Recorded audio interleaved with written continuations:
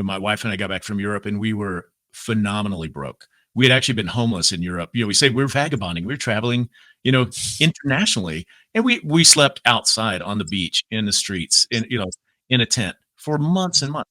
When we got back, we had $45 and no place to go in the United States. And we started very humbly. And so I had a neighbor who cleaned windows, and I said, "Hey, Jude, can I ride with you for a day and just watch what you do?" Because I knew how to work. I grew up on a farm. I work hard. I hustle. I'm a farm boy at heart. And he's like, "Sure." So I grabbed a squeegee, and I literally fished a pickle bucket out of a dumpster.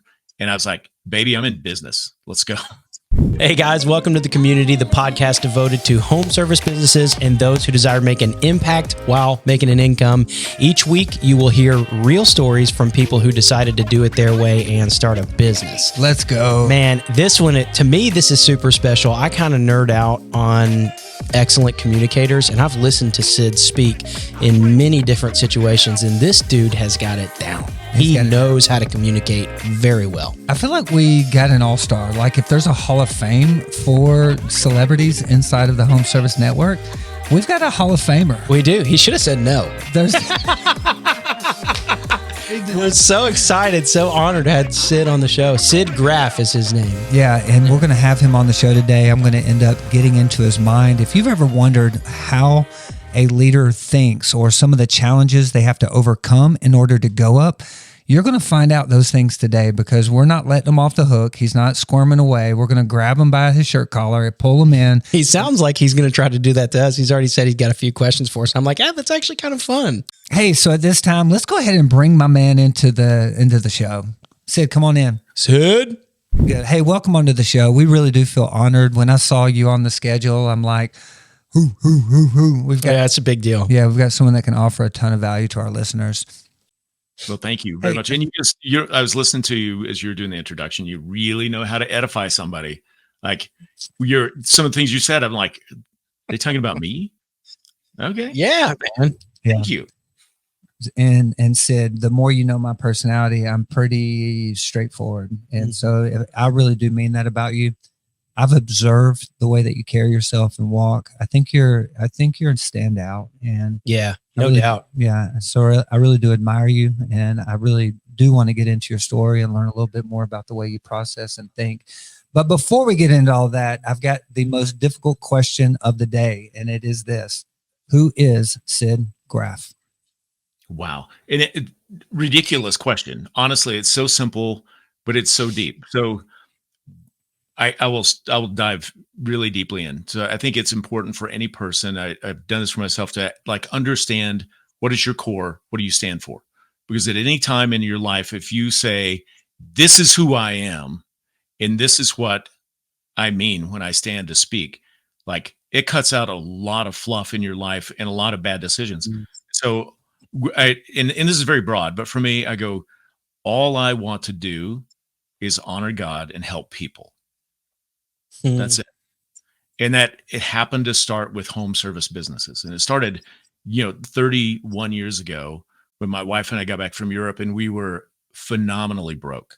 We had actually been homeless in Europe. We say we were vagabonding. We were traveling, internationally, and we slept outside on the beach, in the streets, in a tent for months and months. When we got back, we had $45 and no place to go in the United States. And we started very humbly. And so I had a neighbor who cleaned windows, and I said, "Hey, Jude, can I ride with you for a day and just watch what you do?" Because I knew how to work. I grew up on a farm. I work hard. I hustle. I'm a farm boy at heart. And he's like, "Sure." So I grabbed a squeegee, and I literally fished a pickle bucket out of a dumpster. And I was like, "Baby, I'm in business. Let's go." And I knew nothing. And it was very lean. And we started like below zero, right? But I don't know if that was part of the question, but who is Sid Graef is, I want to honor God and I want to help people. Yeah, so good. I mean, like what a foundation. Yeah, you nailed that question. And so I'm going to just jump right into the first core habit that I wanted to process with you. And it's getting clarity on your vision and mission of who you are and where you want to go. Because what we learn is that it often takes a pivotal moment for you to come to some type of place where you bring about clarity of who am I and what am I doing. Did you have a pivotal moment where you had to answer and work through those questions? Yeah, there've been a few, but honestly, finding that focus is a little bit like, think of an old school photographer, not a digital camera, maybe a digital SLR, but when you pick your subject you're going to aim at, you can do autofocus, but us humans, we don't have autofocus. You have to Hmm. adjust that sucker until you dial in on focus on something. So the important thing is to start. It's like when you start something, you're usually going to suck at it. You're not going to be great because you're starting something new. But little kids do it all the time. They learn to ride a bicycle. They'll fall down 500 times and get back on because they want to ride a bike. So to find your focus and what's important to you, just start with what you think it is. And that doesn't mean it can't change. This means this is my starting point, and you refine it over time. So, and I probably heard, I read Anthony Robbins' book, Unlimited Power, years and years ago. And I'd like, oh my gosh, I have to have a mission statement. Well, my mission statement or my first run at was like 2 pages long. And it was ridiculous. I don't even remember what it had on, but it was obviously a lot of fluff. Today, it's incredibly concise. It's like, my mission statement is to edify, to inspire, and to empower. And that's it. And I literally got that. I was on a flight on Southwest Airlines a decade ago, and they had napkins with the little beverage that they gave you. And on the napkin, it said 30 years, one mission, low fares. I was like, $1 billion company can put their mission on a napkin? I'm bounce. I got to refine this thing to get down to the point. And so, but all right, I'll stop there. Hey, I'm going to interrupt for a second because we've got a phenomenal opportunity for you. If you've been thinking about opening your own pressure washing company, I'd like to invite you to a free webinar. There we'll talk about the pros and cons of opening a pressure washing, and you'll get to chat with our team about whether or not you should launch a pressure washing company in your city or not. To register for this free event, go to pressurewashingpastor.com, scroll down to the little registration button, it's blue, and click on it, and we'll take care of the rest. I look forward to seeing you there. Have a great day. Now back to our show. This is your time too. Like, I want you to elaborate, because the things you're saying, these are the things that we want to hear. Yeah, Right. so I want you to imagine, put yourself inside the seat of somebody that hasn't written their one liner on it. Doesn't even know what a mission statement maybe even is. Yeah, like, let's bring some clarity of like, how do you come up and why is it even important? Mm. Yeah, it's important because it's a guiding document.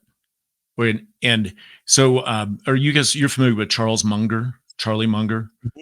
He was the partner of Warren Buffett and Berkshire Hathaway for decades and decades, and he passed away like 3 months ago.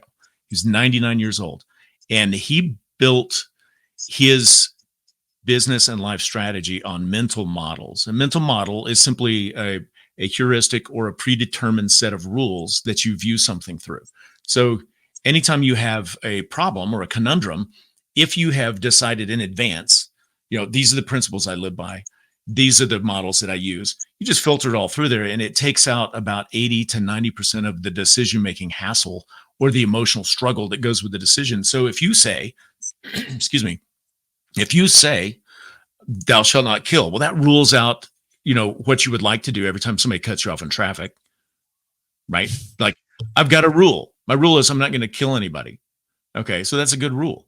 Or if you go, my rule is if it doesn't honor God, I'm going to say no matter how sexy it looks, no matter how alluring it looks, no matter how much money it's got behind it. I'm like, if this doesn't honor God, if it's questionable, I'm stepping away.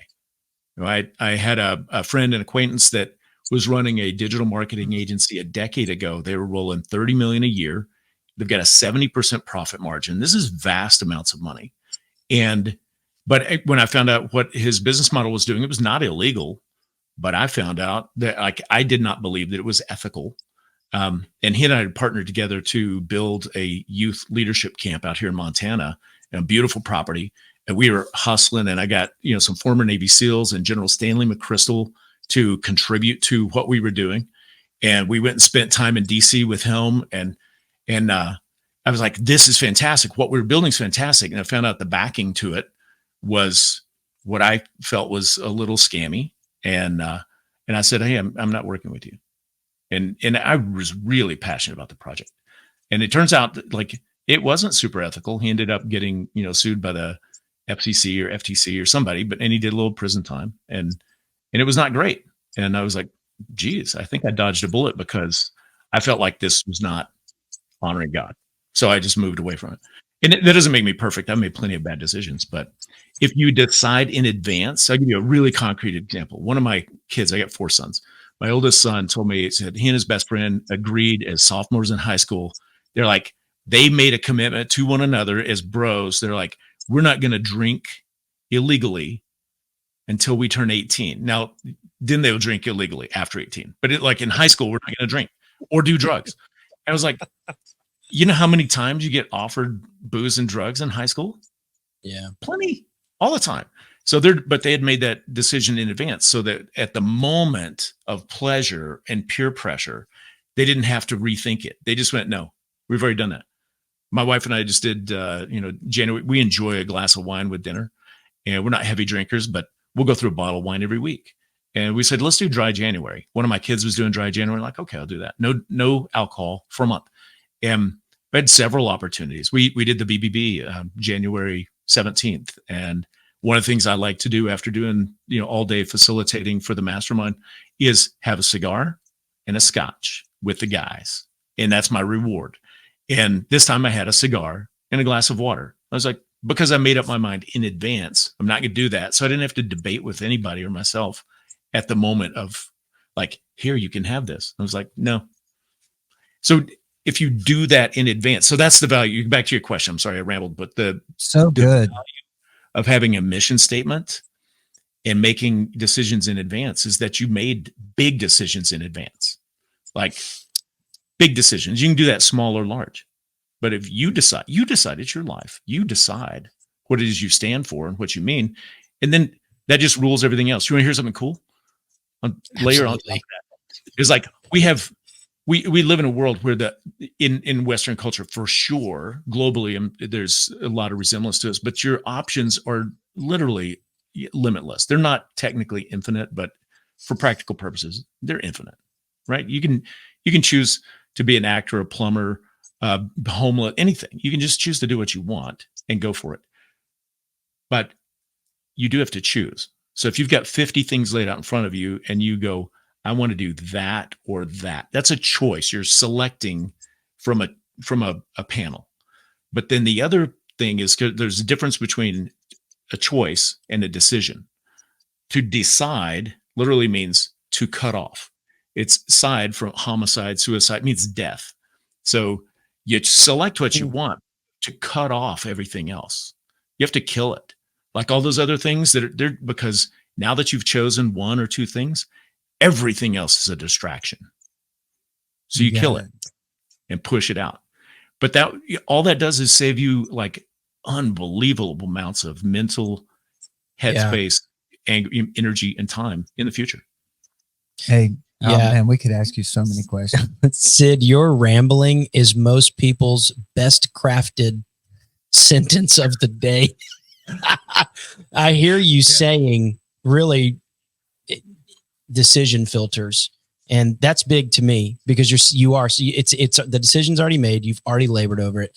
It's whatever. Was there a pivotal moment, and not because of why it saves you time, but was there a moment that clicked for you? Because there was for me, and I'd like to know, was there a moment that clicked for you as to how impactful decision filters were, and that's why you put them into practice?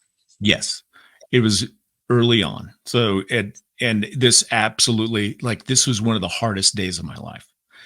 Going back in time when my wife and I were traveling, we were in Greece. We were on the island of Crete, and we had been completely broke. And we got this job. We were in Athens, and we got a job through the English speaking newspaper to work at a bar on the island of Crete. It's called the Banana. And so we get there and I'm like, hallelujah, we have a place to stay. Because here's the deal. Like, we'll give you room, we'll give you 1 meal a day, and we'll pay you $5 a day. That was roughly the equivalent. And you'll do whatever we want. And I'm like, I'm all in. Let's go. Because we have not been eating a lot up until this point. So we get there, and my wife is phenomenal. Okay. She's a fighter. She's lovely. but she's like gold on the inside, but she has very distinct, and she did back then, she's like, this is the line that no one shall cross. But I didn't know that when we got there. I didn't know that she was like had very clear boundaries on things. We were young and in love and just doing our thing. So we go to work for the Banana, and like day one, they show us around and they give us the tour. And like, okay. Day two, they come up and the owner, Iliki, says, let me show you where we cheat the people. And I'm like, okay, you paying me? Let's go. I'm like, what? I don't know what you're talking about, but I have a place to stay.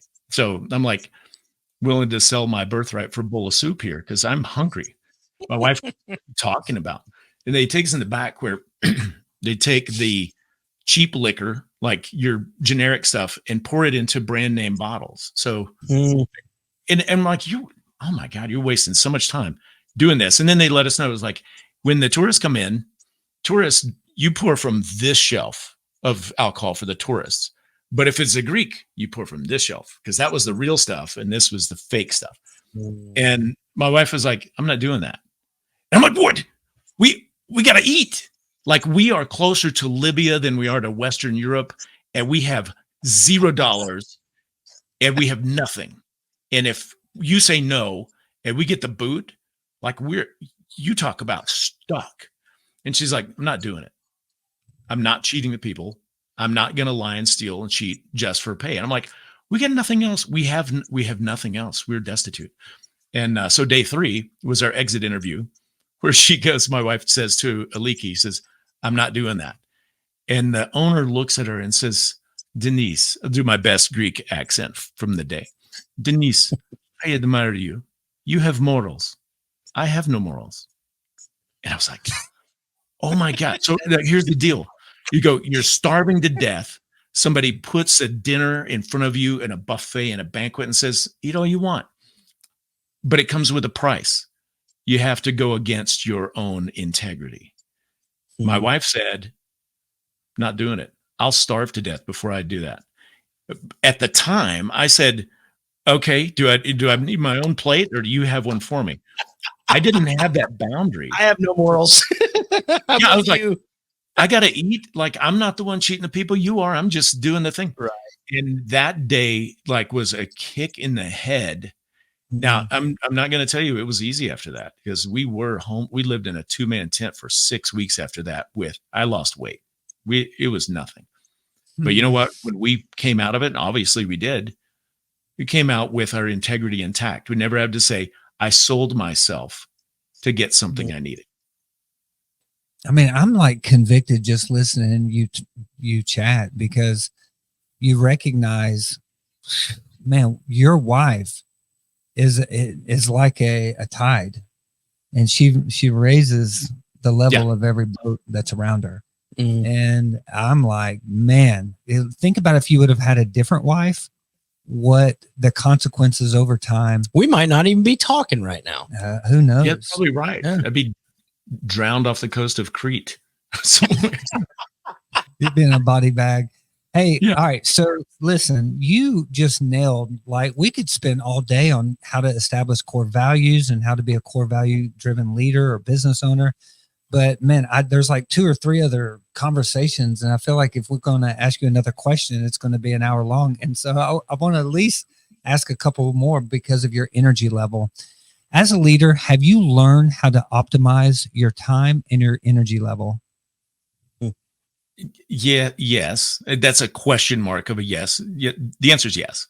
Do I always do it? No, because, I'm definitely not perfect in any stretch. So as a leader, like, you got to know what you stand for. It's become ridiculously important to me to make sure I go to bed and get good sleep, because I've recognized, when I'm running on 5 hours of sleep for a week, I'm not sharp. I'm dusty and I'm cloudy. And so if, like, it sounds old manish, but I do have the gray hair to go with that. And I'm like, I go to bed at 9 o'clock. I'm asleep by 9:30. I get up at 5:30. That's just what I do. And if I go like, honey, I just got to get this thing done, and I stay up till 11:30 the next day, I'm not fresh. And I've got I've got team, we got 20 employees. We've got things to get done.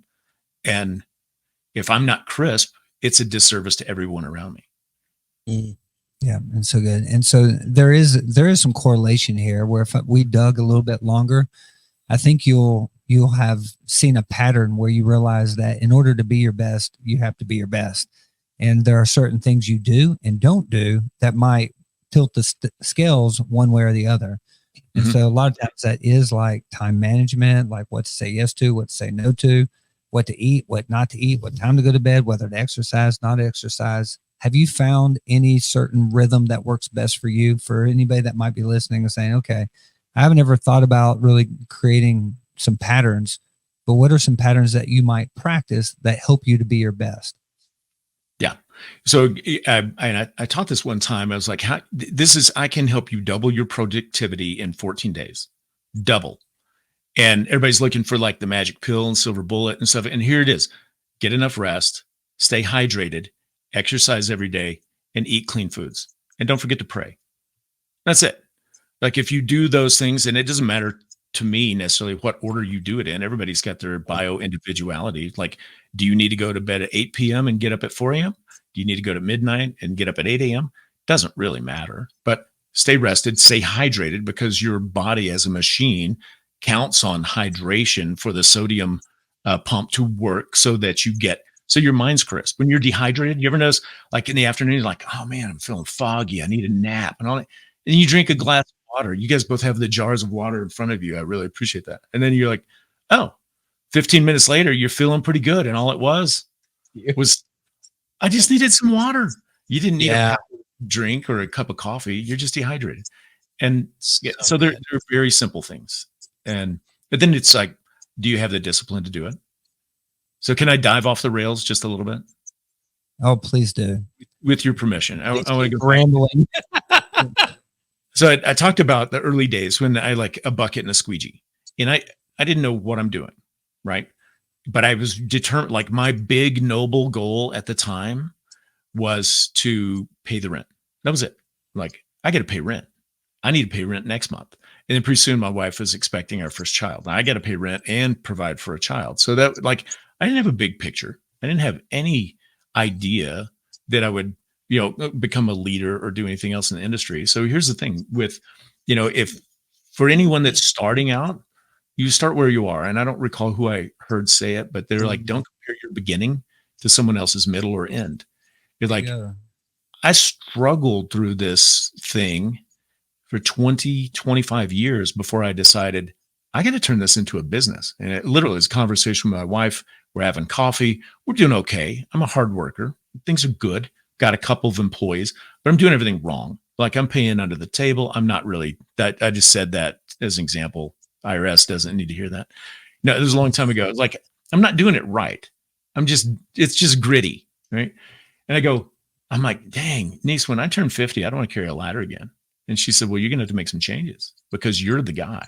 You're leading the charge from the front. You need to turn it into a business. I'm like, yeah, it is a business. I'm like, not really. Not if you're doing everything. I'm like, oh. So I started learning about business and not about how to work hard. Like, so what are the principles for business? You got to have sales and marketing to bring it in. You got to understand pricing strategy so that you have margin in your business. Because if you don't have margin, there's no profit at the end of the day. Because it doesn't matter what you do top line. It matters what you get to keep, right? And then, well, you're going to hire people. What are you going to do? You're going to flip a coin. You're going to roll, like pick a card. Anybody that, pulls a spade out of the deck, you hire them. You have to understand some things and have criteria to make good hires. That goes back to, you have your own personal values for your business. You need to have core values and a mission. Yes. Because then you attract people that believe in what you believe. And that's like a lot of the battle is gone. There's a lot less contention if you hire people that agree with you, that see what you see, or they want to believe in what you believe. And then it's just sorting. It's not about, I've got to teach somebody, like I hired a guy who's a great window cleaner, but he's an atheist and I'm not. So I've got to convert him to Christianity. That's a hard fight. That's really not a business fight. Like if it's a core value for your company I hire believers. Well, great, do that. You can't really say that in the interview process, now, but you can set things up where you're stacking the deck in your favor, right? But so here's the, not the end, but I guess the middle of my story. 7 years ago, I go, I got to figure this out. I got to learn how to run a business. So I went to, this is almost 24 years in business as a cleaner, window cleaner, power washer. And I go, I'm going to an industry event. And I chose to go to the huge convention. It was in Washington, D.C. that year. And I had one goal. I'm like, I have to meet other serious-minded business builders because I don't know what I'm doing. And at the time, I thought power washers and window cleaners are weird, and I don't care to be in a room full of them ever because they're good people, right? Well, I get to the convention and I've found out like an inordinate amount are Christians. And I was asking some guys like, why are so many Christians that are window cleaners? And they go, Christians love to serve. It's a service industry. It's just kind of a natural. I'm like, oh, dang, which is ironic because I was a lay pastor at the time. Like I'm all about service. But I met people that were building, people that had gone where I thought I wanted to go, and people that had already done it. And then I just started talking to them, and I found out that all the speakers, all the people were really easy to access. They were just people, and they wanted to help. And I started making relationships with people that were moving that direction. And then I turned it in, like 7 years. I went from a very small business, top line revenue to a very comfortable top line revenue, and built this whole array of friends, and then got off the truck. And now I'm not involved in operations that much. I still have my hand in it. But it's become a vastly different story. But it started with a decision. I was like, I'm not going to be a tech. I'm going to be a business owner. I stopped introducing myself at events as, hi, I'm Sid, the window cleaner. And I go, hi, I'm Sid. I'm a business builder. I'm a business owner. And then they go, what kind of business? And I'm like, well, we got this and we got that. But I just changed my identity to others, which helped it change for me. And then we went from there. And now, like 7 years later, we ended up with an opportunity to actually, that convention, me and Mike Dahlke and some of the guys, 5 partners, we bought it. So now I get to run it. We get to run an event for men and women who are building a business and trying to figure out what to do. And they want to improve themselves. I'm like, it's a privilege for me to do that kind of stuff. Very fulfilling, very energizing. Hey guys, Brady Ridings here with Brown's Pressure Washing. Wanted to take a minute to say, if you're starting a pressure washing company, I have got something awesome for you. We offer something called a boot camp. It's a 3-day experience where you will come to Nashville and you will definitely have an experience. It's hands-on training, breakout sessions. You get a dinner with the 3 of us, myself, Joshua, and Josiah. It is a wonderful event and a no-brainer investment into the knowledge that you need in starting a pressure washing company. I wanted to let you know I've got a Calendly link on pressurewashingpastor.com where you can go and schedule a call with me personally to talk a little bit more about boot camps if that's something that you're interested in, and I hope that you will do it. Thank you for sharing that. I now owe Brady some money because I told him I don't even know if you really have a business because I think you're like more of a magician, and you may have like a rabbit that you can pull out of a hat at any time. And I also think that we need to go back to the introduction and say this is going to be the Royal Rumble. When you said that his rumble is like the best thought of something we'll have all day. And so, hey, would you mind just sharing with me? I'm curious about how long your business in Montana, it's a pressure washing, window cleaning, or just window cleaning? It's just window cleaning now. We cut pressure washing about 10 years ago. Why'd you do that? There's not a ton of demand here. It's a very arid climate, and it's cold as crazy 6 months of the year.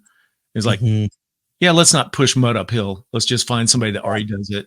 And we made a great relationship and handed that off to them. Love That's that. awesome. What is your revenue scale since doing that? Let's take me back to like 10 years ago when you used to do pressure washing and window cleaning. How much you lost by giving over the window cleaning, and then the pressure washing, and then how much you gained over time when it looks at revenue and scaling? Oh gosh, 10 years ago, we were probably doing 250,000, maybe 250. And of that, probably 20,000 was power washing. It was almost all window cleaning. So it wasn't giving up a large amount, but we stepped that over, and we're low 7-figure business now. We just do window cleaning, gutter cleaning, and that we get asked to do all kinds of weird things, but we try to focus really hard on the things that we're great at.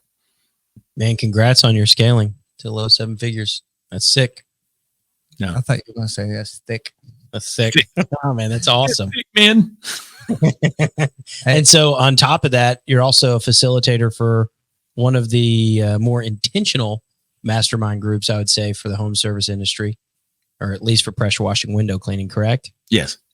Yeah. What does that look like? Okay. So yeah, everybody's got the things that they're good at or they naturally want to do. When I was a kid, I wanted to be an actor. I was going to, I'm going to get 7 Academy Awards, all this stuff.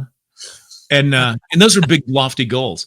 And I got into acting. I did some commercials. I did some other stuff. My wife had been in front of the camera for that kind of media, and I discovered. Then this was even before I met her. But I was like, "Ooh, it's kind of a slimy business." Mm. At the bottom, it's slimy. I get as a 20-year-old getting hit on by a 54-year-old male that was the director because he said, I got friends in Hollywood. If you just come spend a little time with me back in the hotel, I'm like, I ain't doing that. You don't need a decision filter for that. No. Yeah, exactly. Right. That one was built in, but I was like, maybe this is not what I want to do. Or that's not, the path I want. It's not going to help me glorify God or myself. So I'm going to step out of that. And then I didn't know what I was going to do, but I forgot what the question was. So it was just more so, what does it look like as the facilitator of AMP? Yes. Sorry. Thank you for getting me back on track. The ADHD kicked in. You're welcome, man. So I had the opportunity with a huge convention to be the MC. I went to 2, and then the third one, the previous owners asked me if I would MC the event. I'm like, great. So I did that for a few years, and we bought it. We did that. So I love being on stage and public speaking. But doing a keynote, although I can do them, it's not as much fun for me because it's scripted. I mean, you gotta stay on track. I don't really do that great staying on track. I love to explore what's going on. So being an MC is great. And then when we turned the mastermind into more of a program, and so we've been doing this for about 2 years that I've been the facilitator. Like facilitating a group all day and helping guide them to breakthroughs for themselves is very fulfilling for me. And it's very natural. Like I don't ever feel like I'm on stage and you're in the seat. I feel like we're all having a conversation and I just want to help you get the best answers we can. So it's fun for me and it's fulfilling. I feel like there's about 2 or 3 more episodes in the future. I do plan on inviting guests back on in the future with their spouses. Is that something you think your spouse would be willing to be a part of? That would be really interesting. That'd be a lot of fun. And so I'll go ahead and say yes. Yeah. I'm wanting to maybe even hear, like when we talk about, God or him being first, it oftentimes gets refined inside the marriage, as far as like what really matters in life. And so I feel like there's going to be a series coming up. We might wait till the fall after the busy season where we can just do some of our couples.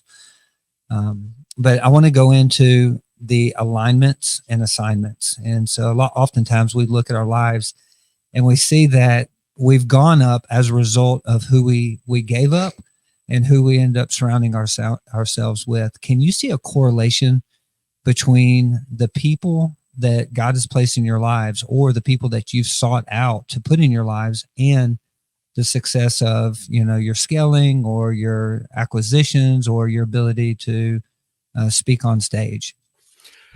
Yes. Yeah. Yes, definitely. Okay. So let's do this. That's such a critical component to growth. And lots of motivational people or business philosophers said you become like the 5 people you spend most of your time with. And it's true. You just birds of a feather, like you associate closely with a group and you just start to get into that group. And that's what you do. So if you want to level up, you find a new group. Are you familiar with Benjamin Hardy? He's a really good writer, and he's a PhD psychologist guy. He's with Dan Sullivan a lot.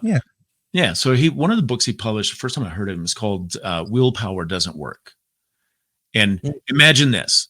Let's say I'm 50 pounds overweight. I want to lose weight, but I'm crazy about Ben and Jerry's ice cream.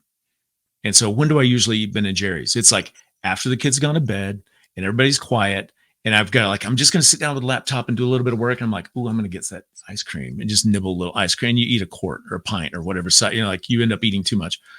But so like at the end of the day, your willpower is low because of decision fatigue. You're like, you fight in the fight all day and you get home and you're in your haven and you rest. And you're like, okay, cool. I can eat that bag of chips. Well, guess what works better than depending on your willpower to keep you out of the ice cream? Don't buy ice cream. Right. Don't have it in the house because it's 10 till midnight and you're like, oh, I really want some of that double chocolate, whatever. If you don't have it, the chances of you driving 10 minutes to go grab some and come back are about 2%. Like unlikely. You're not doing it. So, but it doesn't require any willpower to not eat something you don't have. It's just, you can't. So if you build a framework around you of environmental bumpers or guidelines, guide rails, you're going to get a lot further than willpower. So take that into who you associate with. If you're always associating with people that think it's cool to steal and cheat just a little bit, you're like, these are good guys. They're not out there killing people. They're not kidnapping children. It's like, it's just $100, whatever you like. You start to accept the belief that they have. But if you're in a room full of people or around people like my wife that says, absolutely not, I don't care if I starve to death. Or if you're around a room full of people, like the big conversation in home services generally is, you got to get off the truck. You want to get off the truck? I got to get off the truck. Don't get stuck on the truck. Well, go spend time with people that are not on the truck anymore. They've already conquered that and moved on. Like you're in a room full of people that are operators, but not on the truck. You're more likely to become an operator and get off the truck because you're with that type of people. And it gives you ideas, inspiration, and accountability. And then you go like, I want to be the owner and not the operator. We'll find that group of people. That's what we've done with that. It's not giving us credit, but that's what I do with AMP. With like, I'm in that room because those are my people. They're people that have either already there or they're on their way there. So I want to be with those people because it makes me feel like it's possible to achieve that goal. It makes it's just like Roger Bannister in the 4-minute mile. Before Bannister broke the 4-minute mile in 1954, no one had done it, and science had said it's impossible. And then one guy breaks the 4-minute mile. The next year, how many people broke the 4-minute mile? It was like 17 people broke the barrier that was impossible a year before because they said, good, that guy did it. It's like, it's not impossible. And they're like, whoa. And so it wasn't a physical barrier. It was a mental barrier. Yeah. So getting around people that have already broken your mental barrier is going to help you see that it's fake. You can get there. Yeah. Someone had to unlock the reality of it. Now, there's a place I like to call entrepreneurs purgatory, and it's the spot that's right in between the future and the past. And as we're entrepreneurs, we're constantly grinding. You're looking for the future. This is kind of in the rearview mirror anyways. All answers could probably point back to who you're surrounding yourselves around. So what you just said may answer this question, but I wanted to know if Sid had any Sidisms, if you will, for how do you handle that area of being able to stop for a moment, celebrate the wins, and be present and content in the moment that you're in, not becoming lazy to not pursue growth and not just looking at the past as, okay, I've succeeded now. How do you stop and break that purgatory and actually learn how to enjoy the present? Wow, what a delightful question. So there are two parts to this that I love.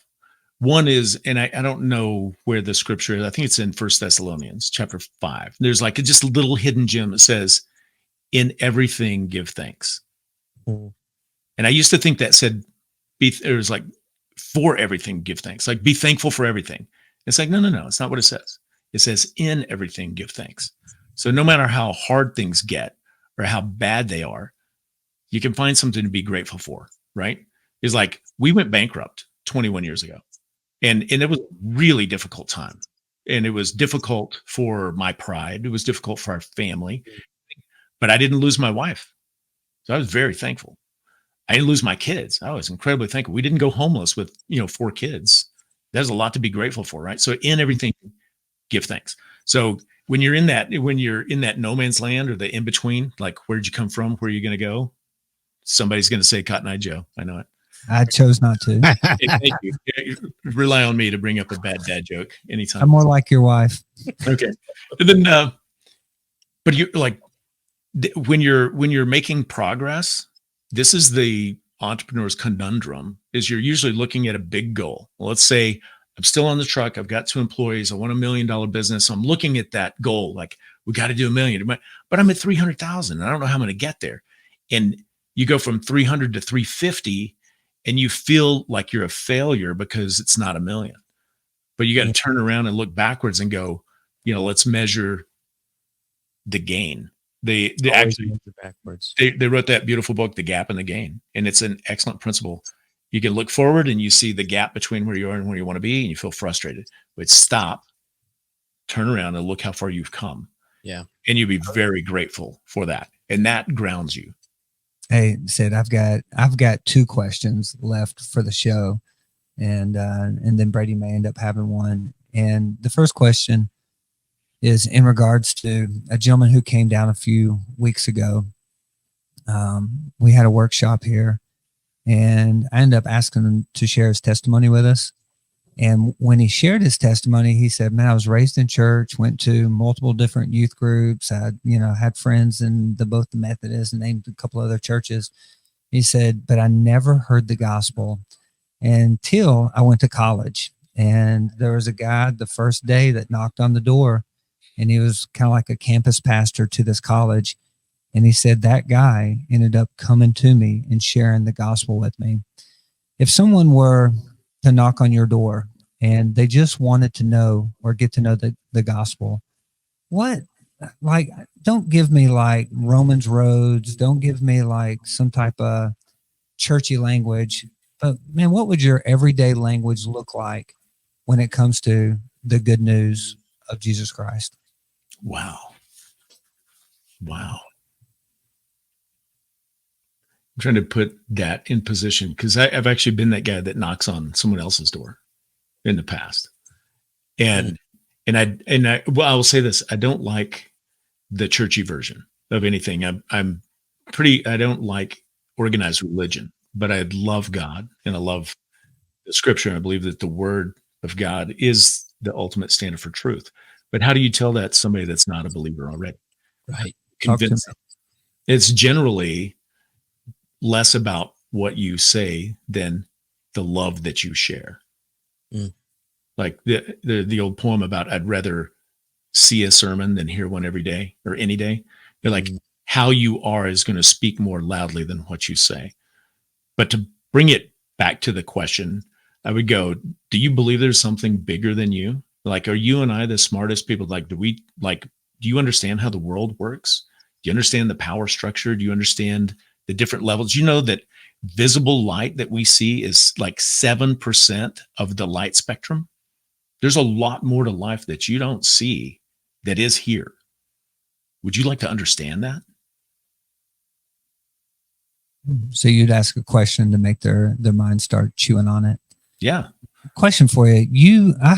During this time, you mentioned that you were a lay pastor. Yes. And so how did you go from lay pastor to business owner? They dovetailed. I mean, so my early days with, Bucket and Squeegee couldn't really call me a business owner, although I said I own a window cleaning business. I was just a guy hustling, right? But at that time, we were part of a non-denominational ministry that did home fellowship. So we did home church. So we ran one at our house, and we had 10, then 20, then 30 people that come over every week, and we do a lesson and a teaching. And that was what my passion was. Like, I want to teach others. I want to help. So as a lay pastor, I didn't have an official title. But the business just grew out of the fact that, one, it was necessity. I needed to pay rent. I needed to raise these kids. That was the purpose of the business for a long time. Guess what? You mentioned empty nesters earlier. My wife and I are empty nesters. And we have our first grandson is here at the house right now. It's what I was doing before we came on the show, I was playing with my grandkid. He's 1. But the business grew out of like a desire to, like, sometimes you feel greedy when you say, I want more, but I wanted more. Like, I had simple desires. Like, I'd like to take my family on a vacation. My oldest son is 19. We've never been on family vacation. That was a while ago, 10 years ago. And so there's nothing wrong with wanting more. We started, when you talk about the scripture, there's a prayer or a statement in, I'm going to say it's in First John. I'm not really sure, but it says, "Beloved, I wish above all things that you would prosper and be in health." I'm like, Mm. oh, wait a second. That was, I grew up going to church. I walked away from church. I came back later to more of like the essence of the Bible, whatever. Like, I don't think any one group has captured the all truth, but they all have parts of it, right? And I was taught my whole life that money was evil, money was bad, rich people go to hell, like all these kind of things. And then I read in the Bible, it doesn't say the root of evil, money is the root of evil. It says the love of money is the root of evil. And it literally says the opposite of money being evil later, where it says, God says, I want you to prosper. Does that mean money's evil? No. He's like, he wants you to prosper. He wants you to prosper in health. He wants you to prosper in wealth. You see it in the throughout the Gospels, the talents. The one guy that, when the master gave the servants the talents, like one guy gets 10, one guy gets 2, one gets 1, however it's divided, 10, 5, 1. And the guy that was given 10, he came back, he doubled his money. He put it to the markets. He went out and hustled. He got a business. He did something, he invested it. He doubled it. And he says, here you go, boss. And he calls him, you good and faithful servant. Next guy doubles, you good and faithful servant. The guy that had 1, he was afraid. And he says, hey, master, I know that you're a hard dude. You're very exacting. I went and I buried it. I hid it. Here it is. Here's the one you gave me. A talent was a measure of gold, by the way. It's like a denomination of gold. Here it is. It's what you gave me. I'm giving it back. And he excoriated this dude. He said, you wicked and slothful servant. You should have at least put it in the market and, in the money market and gotten some gains out of it. Like, you're slothful. They called him wicked. I'm like, oh, that's a little change of perspective on money. And this is Jesus telling the parable. I'm like, holy cow. He wants us to do something with it. And I came to a realization that, I can definitely help more people if I'm wealthy than if I'm broke. When I'm broke, I'm thinking about one thing, and that's me. I got to eat. Yeah. When I'm wealthy, I can honor God and help a lot of folks. Yeah, that's good. There's so many scriptures that we can actually go against that. And I think that's one of the issues of being raised in the church. You learn things from the church, and then you find things in the Bible that don't necessarily line up with what you're told. And then the next thing you know, you question everything that you believe, which is why many of us end up like bouncing out. And then we're like, wait a minute, I think God really does love us. I really do think he sent his son to die on a cross for people like me. Yeah. And as a result of that, I want to live for him. Now, how the other denominations and everybody chops it up, God be glorified in it, because God uses denominations for his glory versus denominations using God for their glory. And at the end of the day, it's not about a denomination. It's about a human being that loves us. Last question. Yeah. And I'm going to do you have one? I got one. And I'm going to let Brady wrap it up. Sid, what does Sid do for fun? What does Sid do for fun? Wow. For 25 years, you say, what's your hobby? And I go, I don't know. I raise kids. I work. There's zero hobby. Right. Yeah. So what does Sid do for fun now? Like, I do enjoy being social, and I set up opportunities to hang out with cool people like yourselves, or like the thing that I do with AMP Mastermind, that's fun for me. Like, I do that for free any day of the week. That is so much fun. The other thing, like a few years ago, this is a funny story, by the way, that I decided, I'm like, Sid needs a hobby. What do you like? What do you do? And like, I'm not going to golf. I'm not going to, I don't know, fly fishing, whatever. All seems cool, but not something I get into. I'm like, I like to cook. I really enjoy playing in the kitchen. So like, I'm going to learn to cook. And I plan the first meal is like, what's something that I only think you can get in a restaurant? Like, you couldn't possibly make this at home. And I was like, ooh, I'm going to eat like a seared ahi tuna with the sauce. Oh, wow. Like, I'm going to do that. And I got COVID, and this is a week after, and I lost my sense of taste and my sense of smell. But I made it anyway. And other people told me it was really delicious. I'm like, I wish I could taste this. But now so for fun, we established, after we empty nested, every Friday night we do family dinner. 3 of our 4 sons still live in the same area. So we host family dinner, and they come over with their wives, with their girlfriends, and so we have fun, fellowship, and I get to cook, and it really scratches that itch for me. I love that, Sid. Last question is, can we come visit you on a night that you're going to be cooking? All right, it's on recorded. Yeah. And what's your Say yes or no? What say You got to get yourselves out to Montana, and you do it not an issue. Do it in June when the weather is probably going to be nice enough to be outside, and we'll sit on this big old deck and look out in the woods, and I'll serve you something like kale soup. Hey, that sounds good. Hey, Sid, it has been an absolute joy. I don't believe this is going to be the last time for us that you're going to be invited. You're going to be if you'd like to, you will be a regular guest. You have so much wisdom and value to offer those that are trying to grow, scale, have a healthy marriage. We didn't even dive into the boys camp / ministry that you have. I mean, there's so many other good conversations I'd love to have in the future. And so we want to thank you for taking time to be on our show. And we wish you the absolute best. Brady, anything? Man, yeah, just echo. Thank you so much. It's been a real pleasure.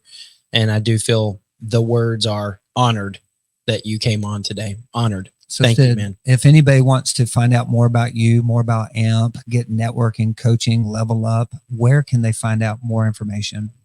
Yeah. Well, first of all, thank you very much for having me on. That is an honor for me as well. And having known you guys, Joshua, I've known you a little bit longer, but Brady, as you reminded me, we had met before. So thank you. Like what you guys are doing with the show and helping young men and women that are trying to grow and develop is very important. And it's unique in the marketplace that someone's putting emphasis on, let's do it, according to God's plan, not ours. So it's a big deal because people need that kind of community. So thanks for providing that community for people. Thanks for saying that. It's very good. If people wanted to get in touch with that, like the hugeconvention.com, the Huge Convention is a great place to go to network and meet others and learn about how to grow a business, not how to be a great technician, because we assume you already have the technical skills. And when someone's at a point where they want to go from, 700,000 to $1 million, $1.5 million, $5 million, whatever, like then the AMP Mastermind makes a lot of sense. And there should be a website for that. I'm sure if you just went to ampmastermind.com, it'll probably get you there. Something close to that. Yeah. Sorry, I actually don't know. We'll get the information from you after the show. We can drop that in the description. Yeah, so we'll talk marketing next time and when we end up having a conversation. And we can also, if anybody's interested in getting involved in AMP, if you're trying to scale, that is definitely something that we can point you to, as we know some different who's that we can direct you to join it. Mm-hmm. It's actually one of the, I sent Mike a message 2 days ago, Dalkey, and just thanked him. It was the first time I'd ever been in a formative, intentional business group to grow and scale your business. And so I owe a lot of business gratitude. Yeah. Gratitude to AMP, formerly known as the BBB. The BBB. You gotta tell them what that used to stand for. BS.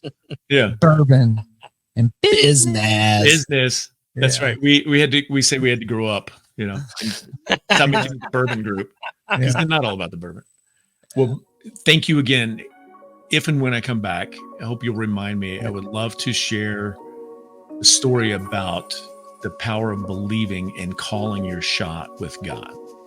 All right. That'll be the title of it. Yeah. And so until next time. Peace.